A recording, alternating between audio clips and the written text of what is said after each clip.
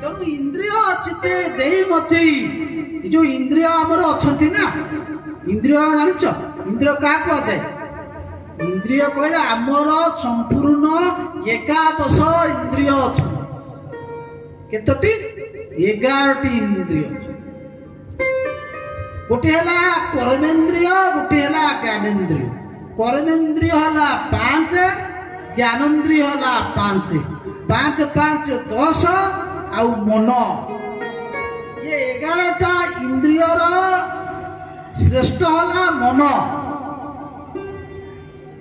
ये जो ज्ञानेन्द्रिय अच्छी कौ माने ज्ञानेन्द्रिय कहते कौन बाक पानी पाद वायु उपस्थ है कर्मेन्द्रिय आउ ज्ञानेन्द्रिय है कौन आखि नाक पाटी कान आमे जीव ए जो इंद्रिय मान को द्वारा विषय को आमे उपभोग करुचे तेणु देखिए चोर चोरी करे आ घरे अन्य लोक घरे चोरी करती कोटी पर लोक घरे किंतु आम भीतर जो चोर माने अच्छी ना से सबुदिन आमको चोरी कर तेणु से कहते इंद्रिय चिते देई मती तोर चरण गोविंद गोविंद गोविंद कत करुची मकरंद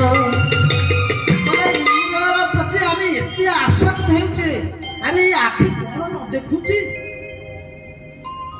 सखा उठिला ठारू शोइला पर्यंत खाली देखी चली तथापि मन बुझुना बुझुची कहल आजिकाली जो मोबाइल है कौन है पिला माने मोबाइल समस्त पाखे अच्छी कि नहीं हाँ आज युवपीढ़ी माने मोबाइल विनाश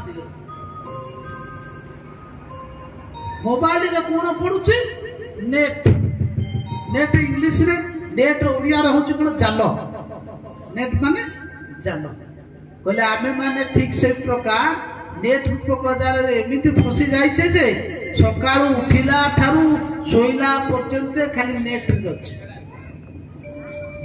कहले एते आखि देखि नाही तथापि मन बुझु नाही एते जिभा खाई साई नाही खाई खाई अरे पेट तथापि पेट भरू नाही केते इंद्रिय को तमे सुखी करी इंद्रिय केबे संतुष्ट ही इंद्रिय केबे संतुष्ट ही नाही कहले झियो कहले जेमिति अग्नि रे सुहा कले अग्नि प्रबलित ही थाए ठीक सही प्रकार इंद्रिय मान को तबे जिते दब इंद्रिय संतुष्ट हम नाई इंद्रिय कहबे आहुरी दे कहबार उद्देश्य हला बयस थिला ठीक अछि बयस चली गला आखि भल थिला बेले भागवत अध्याय पढ़िले नाही जेते बेले 40 डेई जीव आखिर पावर कमी जीव मन कहूथिबो टिके भागवत पढ़ंती किंतु आखि की देखा जाउ नथिबो कान कहूथिबो टिके भागवत कथा सुनिबी मोर सत्संग कीर्तन होतबो किंतु कान खराब हे गेले आउ सुबिमो नाही जते बेले परिवा कथा जो काम आमे सते बेले कोले नाही काहे कोले नाही ना मनीष शरीर टाको आमे हे ज्ञान विकास कहले ना कोले सुदुर्लभ अनेक जन्म तप फले मनुष्य जन्म महितले भगवान कृपा करी एते दिव्य शरीर प्रदान करिसंती कोन पाई भोग करिवा पाई अरे ए तो शरीर आमे जो भोग करूचे शरीर माध्यम रे अरे ये कुकुर आउ जो अछती गध ये माने भी सही सुख अनुभव कर बोले କହିଲେ ଶୋଭିରି ବସ୍ତ୍ର ଖରାଇ ସନ୍ତୁଷ୍ଟ ଯେନ ପଶୁ। ସେଇ ବ୍ୟକ୍ତି ସ୍ୱ କହିଲେ କଣ କୁକୁର, ପିଠ କହିଲେ ପରାହା, ପିଠ କହିଲେ ନିଷ୍ଠା ବୁଝି କଣ ଶୁକର, ପିଠ ପରାହା, ଓଷ୍ଟ୍ର ଉଟ, ଖର ରଥ। କହିଲେ ସେଇ ବ୍ୟକ୍ତି ସେଇ 4 ଜଣଙ୍କ ସହିତ ସମାନ। ଏମାନ ମାନେ ଦିନେ ଆଲୋଚନା କଲେ, କୋଉମାନେ କି କୁକୁର ମାନେ ଆଲୋଚନା କଲେ। କୁକୁର ମାନେ ଆଲୋଚନା କଣ କଲେ ନା କୁକୁର ମାନେ ମନେ ମନେ ଆଲୋଚନା କରୁଛନ୍ତି।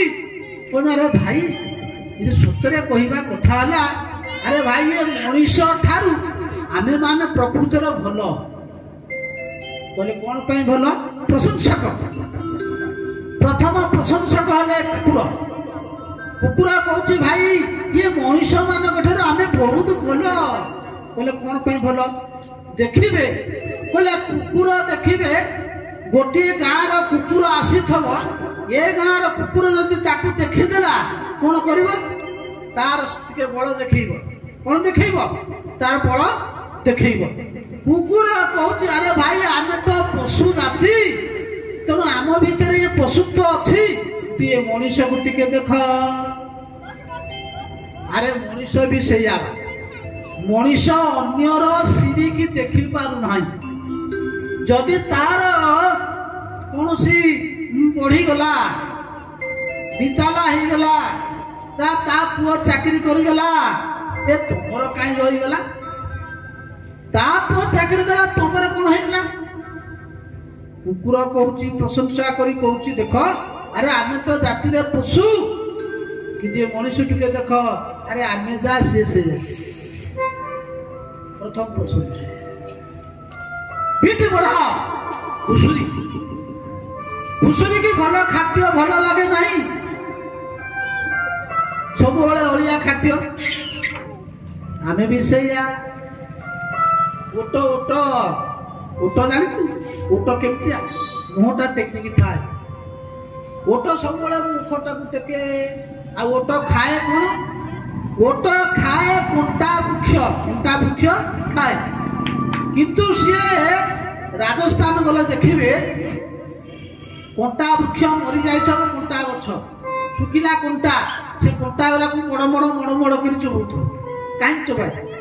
ତାକୁ ଭଲ ଲାଗେ। କାହିଁକି ଭଲ ଲାଗେ? କଣ ରସ ପାଉଛି? ଶୁଖିଲା କଣ୍ଟାରେ କୌଣସି ରସ ପାଉଛି? ରସ ପାଉଛି ବୋଲି ସେ ଖାଉଛି, କିନ୍ତୁ ସେ ରସ ନୁହେଁ। ସେ କଣ ନା ଯେତେବେଳେ କଣ୍ଟା ବୃକ୍ଷ କଣ୍ଟାକୁ ସେ ଖାଏ, ତା ପାଟିରେ କଣ হয় ନା କଣ୍ଟା ବାଜିକିରି କ୍ଷତ ହେଇକି ରକ୍ତ ଝରେ। କଣ ଝରେ? ରକ୍ତ ଝରେ।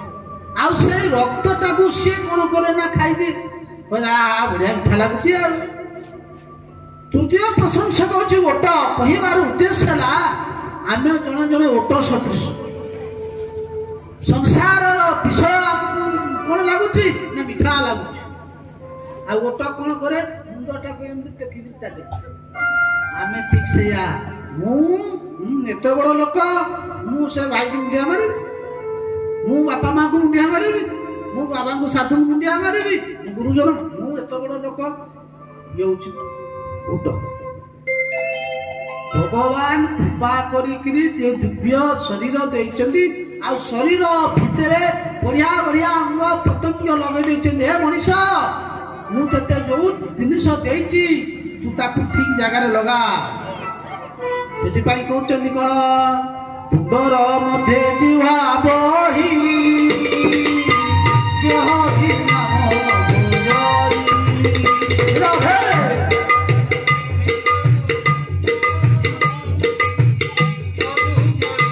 ମକରନ୍ଦ ସେ ମକରନ୍ଦ ପାନ କରି ଆନନ୍ଦେ ଗୋବିନ୍ଦ ଗୋବିନ୍ଦ ଗୋବିନ୍ଦ ପଟୁ କରୁଛି ମକରନ୍ଦ।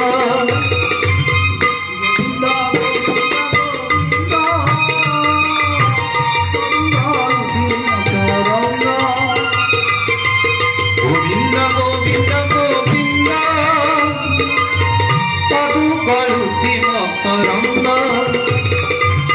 ଯୋଉ ଦିବ୍ୟ ଶରୀର ଭିତରେ ଭଗବାନ ଗୋଟେ ସୁନ୍ଦରିଆ ଜିନିଷ ଲଗେଇ ଦେଇଛନ୍ତି। କଣ ସେ ଜିନିଷ? ନା ପାଟି। ଆମକୁ ଭଗବାନ ଗୋଟେ ସୁନ୍ଦରିଆ ଜିନିଷ ଦେଇଛନ୍ତି। କଣ ସେ ଜିନିଷ? ନା ପାଟି। ଆଉ ସେଇ ପାଟିରେ ଆମେ କଣ ନ କରୁଛେ? ଆରେ ଯଦି ମୁଖଟା ନଥିବ ଆମେ ଖାଇପାରିବା ତ?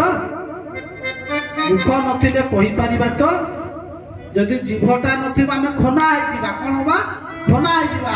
ଯଦି ଭଗବାନ ଦେଇଥିବା ଅମୂଲ୍ୟ ଦ୍ରବ୍ୟ ଅମୂଲ୍ୟ ବସ୍ତୁକୁ ଆମେ ଠିକ ଜାଗାରେ ଲଗେଇବା ନାହିଁ, ତାହେଲେ ସେ କଣ? ସେ ବସ୍ତ୍ର ମୂଲ୍ୟ କଣ ଅଛି? କଣ? ଦାଦୁର ବାଣୀ ବୋଲି ତାରି, ଅର୍ଥାତ୍ ବେଙ୍ଗ ସହିତ ସମାନ ସେଠି। ଆଉ ଭଗବାନ ଚକ୍ଷୁ ଦେଲେ, ଆଉ ଚକ୍ଷୁର ଯଦି ଭଗବାନଙ୍କୁ ଦିବ୍ୟ ଦର୍ଶନ କରିବା ନାହିଁ, କାନରେ ଭଗବାନଙ୍କର କଥା ଶୁଣିବା ନାହିଁ, ତାହେଲେ ଏ ଶରୀର ଦେଇକିରି ଲାଭ କଣ? ତାହେଲେ ପ୍ରଭୁଙ୍କ ସେବା ତ ଲାଗିଲାନି, ତାହେଲେ ଶରୀର ହଉଛି କଣ? ନା ବୃଥା ହେଇଗଲା। ସେଥିପାଇଁ କହିଲେ ନା ସର୍ବ ଶରୀର ମତେ ସାର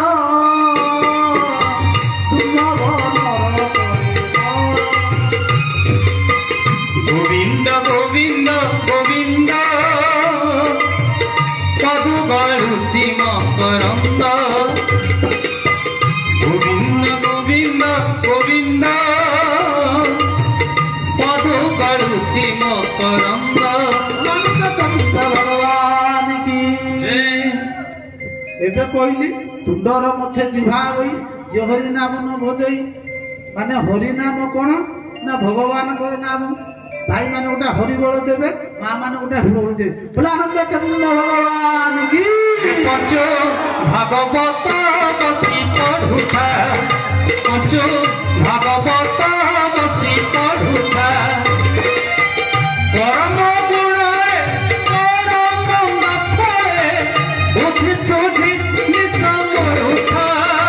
ପଞ୍ଚ ଭାଗବତ ବସି ପଢୁଥା, ପଞ୍ଚ ଭାଗବତ ବସି ପଢୁଥା, ପଢୁଥା ଭାଗବତ ବସି ପଢୁଥା, ପଞ୍ଚ ଭାଗବତ